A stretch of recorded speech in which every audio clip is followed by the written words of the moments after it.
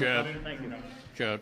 Are you concerned that if they get an agreement on firearms here, that you're going to have a majority of your caucus that's going to oppose this, that it's going to be the Democrats plus a small percentage of Republicans who carry the freight on that? And what does that say about the Republican Party if it is just a small portion of your caucus that's willing to deal? Well, step one, obviously, is to try to get a bipartisan agreement.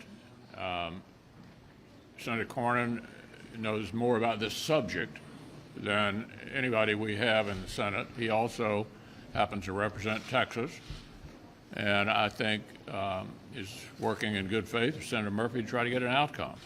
I think it's way too soon to start predicting how many are going to vote for it. We don't have an agreement yet, and so I don't want to speculate about how many of my members might support it.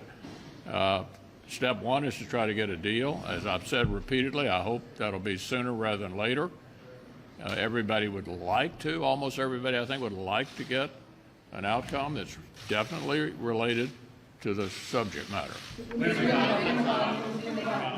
Switching to Iran, there has been reports that the U.S. president is going to travel to Saudi Arabia, and then White House changed the dates of that planned meeting. And now Bloomberg is reporting that when it comes to pushing for more energy production from other countries, Biden administration's options are very limited. One of those options could be looking away from Iran sanction violations. Are you happy with what Biden administration has done in order to increase the oil production around? Yeah, look on the issue of getting energy production up, it is utterly ridiculous, as Senator Barrasso pointed out, the various ways in which this administration is depressing fossil fuel production in our country. We were not only self-sufficient in 2019, we were exporting. And at the same time, going abroad to regimes that many Americans don't care for and asking them to increase production. It really is stunning. The president needs to get our own production up, not only for us, but to deal with the price of oil worldwide. We've heard from some of the survivors and some of the families of the victims who say that it's time to raise the legal age limit to purchase a semi-automatic rifle.